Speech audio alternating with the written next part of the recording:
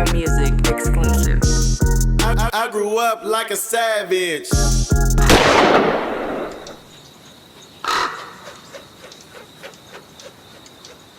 Start with Killer Tay, right? Okay. Killer Tay is Right. from where's Killer Tay from? Killer Tay from Fresno. From Diamond, Fresno. Diamond Crip. Diamond Crip. Yeah. Met a lot of Diamond Crips in YA. How did that connection happen? You a Blood, he a Well, Crip.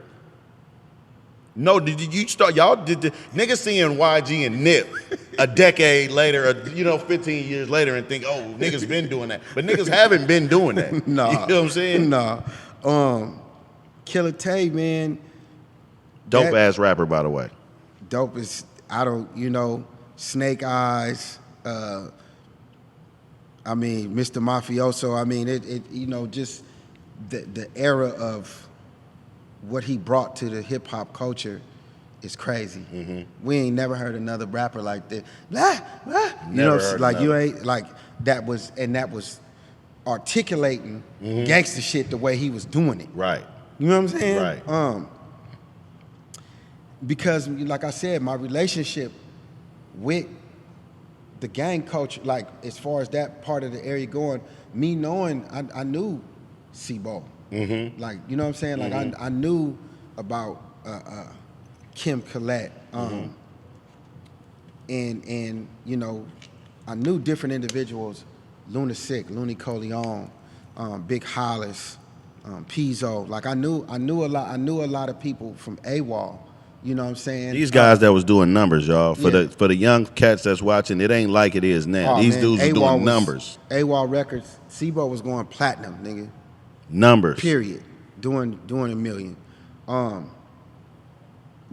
that's how that particular situation came about. You know what I'm saying? Just reaching out, tapping in, already having that relationship, already having that background, and people knowing what it is, and bringing Killer Tay in, and then Agent Man, that's family. That's my relative. And that's how it started, right? So as we know it, it was you and Killer Tay. As the audience, the fans know it, but it started really with Agent Man. Me, Killer Tay, and Agent Man. But Age went towards religion. Age went gospel. That's why in my new album, I said that. I said, I wonder what made Agent Man turn religious. Right. Or how mess feel now that he in prison. You know what I mean? Like, yeah. This new shit finna be crazy. Like, but it's that particular situation at that time. Like I said, I was already ahead of the game, and I'm already thinking outside of the box. I'm already thinking bigger than where I'm from. Right. I'm already thinking like, well, if I get with Killer Tay, you know what I'm saying? I can get AWOL fans. If I get with Agent Man, even though Oakland is already fucking with me, I can get 3 times crazy fans. Right. 3 times crazy went major. They was major. Nigga, they was on the Billboard, nigga, right up under Michael Jackson. They was major. You know what I'm saying? Yeah. And with the Loonies, and you know what I mean? So like, there was a lot of big shit that was going on. So to bring that together, plus I already had my guys already pulling up in the city. Before I did the Bullies of Fullies, I already had Keeking them and Bo and them and Be Legit, and I already had cats coming to Hunters Point, pulling up, showing them what it like. This shit is real over here. You know what I'm saying? And we had a lot to prove, because now that it's not shunned upon today, the Alphabet Committee. Right. You know what I'm saying? Right. But back then it was shunned upon, especially being a Frisco nigga. So you had to prove yourself, because a motherfucker throw that in your face fast. Yes, sir. Yes, sir. Nigga, you nigga Mayor fine stuff. Let's keep it real though. Frisco niggas always been the most aggressive, and I don't know if that's the reason. But, It is. But Frisco niggas get to the party and beat shit up. I'ma just keep it real. I ain't gonna front. Right, Like, niggas right. was some rough motherfuckers. You know what I'm saying? But Oakland wasn't playing No, though. When Oakland they wasn't show up at playing. that Palo Alto Filato, niggas wasn't playing. EPA, Richmond niggas wasn't playing. That's another one, because see, Oakland, Richmond, Frisco, they always get the praise, right? Yeah. And then Vallejo, Yeah, you know what I'm saying? yeah. Like, cats get the praise, but nigga, EPA, That little city over there by that rich city. come on, man. They made the Bay Area the murder capital at one point in time. They was different, man. bro. They had them Washingtons over there that was balling. All of them ballers over there. I was trying to figure out what the fuck was the problem. You go over there, you ride through, and you get to their neighborhood, you like, oh shit. And remember, they was popping. Captain Crunch, Chunk. Chunk. Chunk was hard, Too going off hard. the act right. Come on, bro. Shanti, you know what I'm saying? Top notch. And then later on down the line, you had Band-Aid School. Band-Aid You know what I'm School, saying? yeah. And they came. That was the following generation after that. But even then, you know what I'm saying? Like just EPA as a whole, I think they get, and then we can't forget, like to me, you know, I'm not trying to, you know, belittle nobody, but you know, I consider Mac 10 and Al Capone like the fathers of that shit. Oh man. Because that Backstreets album, Oh man, bruh. you couldn't tell me that you everywhere you went, it was either the Backstreet album or it was RBL Posse, or it was you know, like I said, Totally Insane, RBL Posse, 11-5, and then you had Coog Nut. You know what I'm saying? Like IMP. Right? Dre Dog. Like Intermittent Records, they had like a certain type of movement to where there was just these certain artists that they had that was just really just taking over. What? Fucking with Dame? Come on. You know Dangerous what? Dame. Dame. FM Blue. You know what? While you saying this, and while we mentioning all these groups, it makes me think about the Bay Area in its golden years. To me, the golden years of the Bay Area is when everybody worked together. You had these D-boys and these hustlers who wanted to be industry execs, right? So they poured their money into the game, and that's how we got these compilations, right? And shout out to Herm, shout out to Master P, shout out to even 40 and them when they did South by Southwest. Southwest Riders. But don't forget about that one compilation that well, you had International Bump Funk, Cell Block. Cell Block. Dope. Cell Block. Shout out to Davey D. And even D Shot shit was nice. Boss Ballin' was nice. Yeah. But it makes me think about how I got introduced to a lot of these groups and Bay Area players. And Totally Insane, Get Low Posse, all these dudes got some of my favorite songs on these compilations, right? And but it makes me go back to the Bullies with Fullies, and when I think about it, and you working with people like you did, it's almost the same thing. I just got to stop you right quick. You mentioned when you say Get Low players, right? Like JT taught me a lot. That's what a lot of people say about JT. And JT the Bigga Figga, that's a you know, shout out to Get Low GLP. JT the Bigga Figga, man, like one time he sat me down and I'll never forget it. He was like, you can't be mad if somebody fuck you. He said, you need to learn contracts and you need to learn the game. Learn to dot your I's and cross your T's. Because if somebody fuck you, you can't be mad at them because you was the stupid one. And I thought about that and I was like, damn, that's deep. You know what I mean? But Fig taught me a lot. He the one inspired me. He the one inspired me to do my first movie. But it never came out because of all the shit that was going on Hunters Point. It's called Thug Money. Thug Money. I remember when you was doing that. Thug Money. Yeah. But me and my guy M1, we've been talking about trying to get together and put it out because a lot of guys that was in that movie ain't here today. You was doing that around the time there was you doing the DVDs, right? Or you was on some DVDs talking about. I remember something from back in the day. I remember that's how I remember the thug part of you shooting something. Yeah, because we was promoting it. Every DVD that I would do, I did the Kings of Gangster, and I was getting on other little DVDs and doing other types of promotion back then, and we were constantly coming up with different ways to promote Thug Money, and we actually shot Thug Money on film. Yuck Mouth starred in it, Selski was in it, Ryder J. Clyde was my little brother in it, Billy Bathgate was in it, JT the Bigga Figga was in it. Me and JT had a shootout with each other. He was the ops in the Okay. We had a real shoot, like we had we spent real money. We had yeah. trailer Yeah. and all the shit. That's like dope. it was we had the chick from Fresh Prince of Bel-Air in it, Murdoch that was a professional UFC was he UFC? Was it UFC back then? Yeah, because it was early on that they started fighting like that.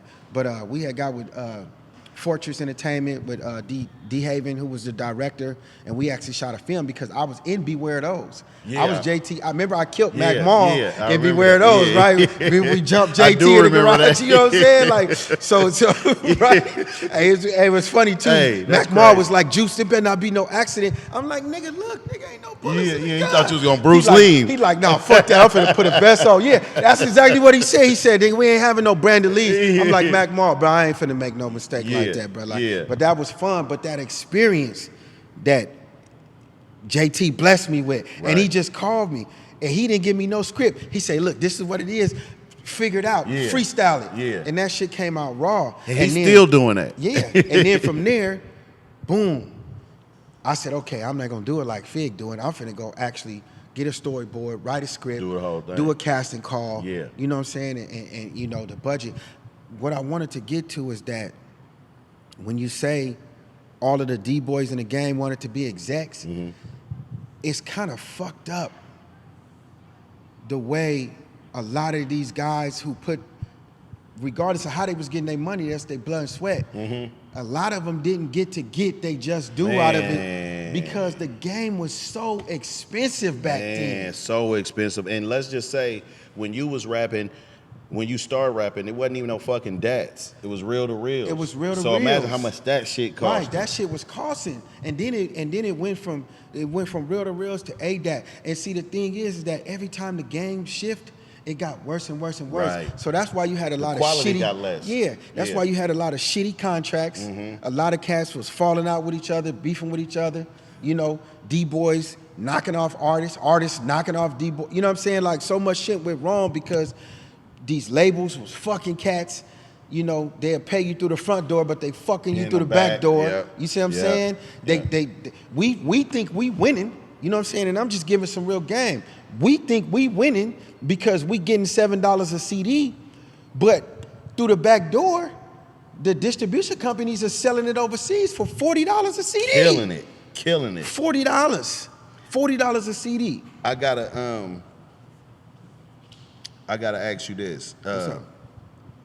Bullies with Fullies, the first one, y'all sold over 100K. Right? More than that. It It's could platinum be like, right now. Oh, it's platinum now. Yeah. But early on, the number was 100. Like that may have been a couple weeks, right? As soon as it first dropped.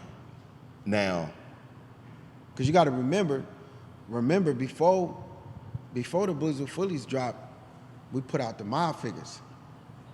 that's right.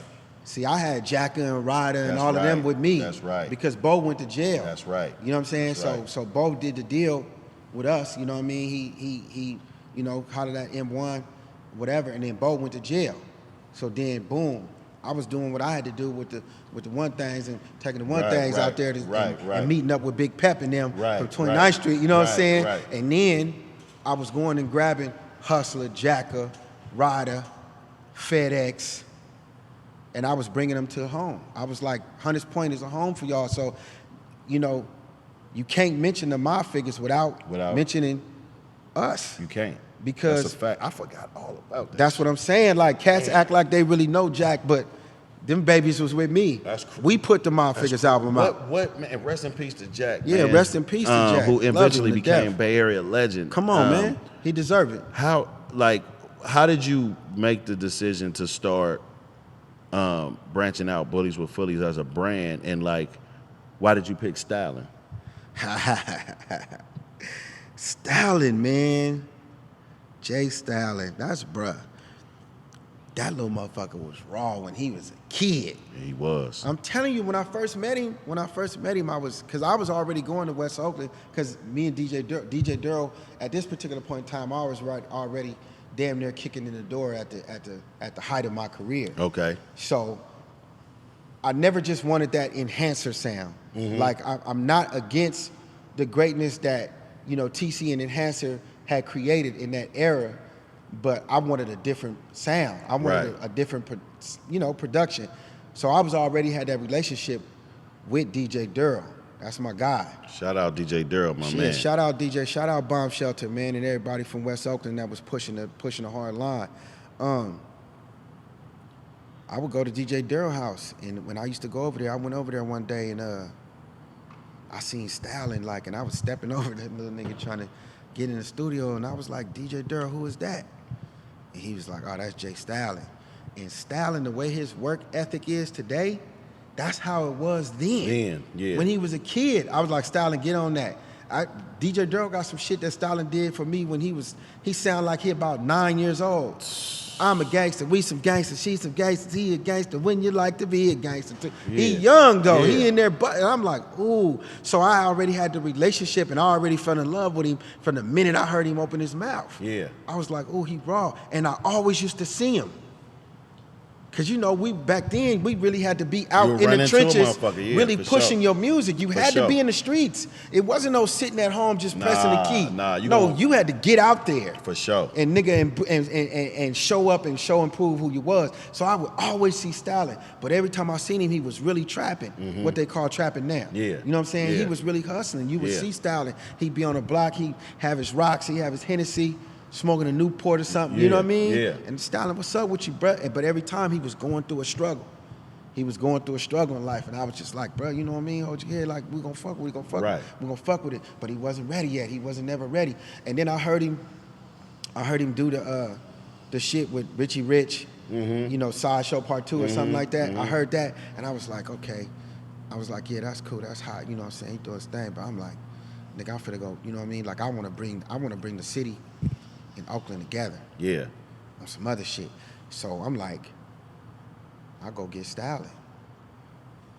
Nigga, you ready? You ready? Nigga, you finna be the next nigga. We finna do this. See, that's one thing about me. My brand, if I know you finna be the next nigga, if I can see it, not because of what everybody else is saying. Right. I don't get on a nigga dick because you already buzzing. Right. No, I gotta, just like with Mozzy. Yeah. You know what I'm saying? Like, I gotta see what I see and believe in what I believe in, right? And I believed in Jay Stalin. And me and him used to have meetings at his house in Oakland. And we would be looking at storyboards and mapping shit out and how you gonna drop this album and how you gonna do this and do that. And the relationship, it was organic. Right. Like Stalin was at my house. Yeah. I had a studio built in my house. We was recording at my house.